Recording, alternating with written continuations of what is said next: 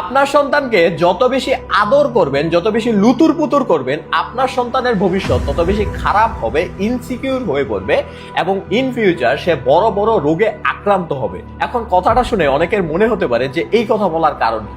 দেখেন, বর্তমান সময়ে অনেক আলালের ঘরে দুলাল আছে, অনেক বাবা মারা আছে যাদের সন্তানকে খুব বেশি আদর করেন, খুব বেশি লুতুর পুতুর করেন। তাদের সন্তানকে কখনো রোদের মধ্যে যাইতে দেন না, ধুলাবালি লাগাতে দেন না, বৃষ্টিতে ভিজতে দেন না, প্যাক কাদায় খেলাধুলা করতে দেন না, এবং তাদেরকে সবসময় একটা শাসনের মধ্যে রাখেন এবং ভাবেন আপনার সন্তানের স্বাস্থ্য বেশি ভালো আছে।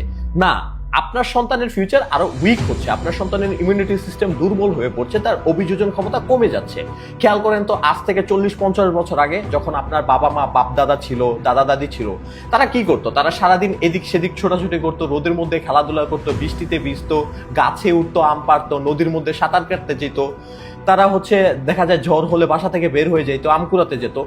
এই যে প্যাক কাদা ধুলাবালির মধ্যে তারা খেলাধুলা করতো, ফলে হয়েছে কি, তাদের ইমিউনিটি সিস্টেম এত বেশি শক্তিশালী হয়েছে, তাদের অভিযোজন ক্ষমতা এত বেশি বাড়ছে, তাদের বুদ্ধিমত্তা, ব্রেন এত বেশি অ্যাক্টিভ হয়েছে যে এখনো পর্যন্ত ওই যে প্রাচীন লোকগুলা দেখেন, তারা এত বেশি অসুস্থ হয় না, তারা এত বেশি ডাক্তার কাছে তাদেরকে যেতেও হয় না। বাট আপনার সন্তানকে একটু কিছু হইলে ডাক্তার কাছে নিয়ে যেতে হয়, একটা জ্বর আসলে সহজে সারতে চায় না, কারণ আপনার সন্তানের ইমিউনিটি সিস্টেম উইক হয়ে আছে, দুর্বল হয়ে আছে।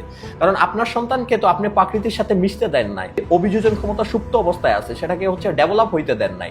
বিকজ যখন আপনি নেচারের সাথে মিশবেন, এই যে আপনি প্যাক কাদার মধ্যে মিশলেন, আজকে হয়তো জ্বর আসলো, কালকে যখন আবার যাবেন তখন সেকেন্ড টাইম কিন্তু এই জ্বরটা এত সহজে আসবে না। বিকজ আপনার শরীর, বডি এই জিনিসটাকে অ্যাক্টিভেট করে নেয়, আপনার শরীর সেটাকে আপনার কনজিউম করে নেয় এবং বডি সেটা বুঝতে পারে। বিকজ আমাদের হিউম্যান বডি অনেক বেশি স্মার্ট, আমরা বডিকে যেভাবে ট্রেন করি, বডি ওইভাবেই ট্রেন হয়।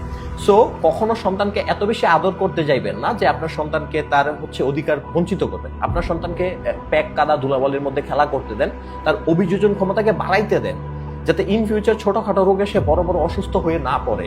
আর খেলাধুলা, দৌড়াদৌড়ি, ছোটাছুটি, এতে কি হয়, শরীর আরো বেশি হেলদি থাকে এবং ব্রেন আরো বেশি সচল এবং অ্যাক্টিভ হয়। সো এই ভিডিওটা বেশি থেকে বেশি শেয়ার করেন, যাতে বাবা মারা একটু তাদের সন্তানদের প্রতি সচেতন হইতে পারে এবং তাদের সন্তানদেরও একটু অ্যাক্টিভ করতে পারে।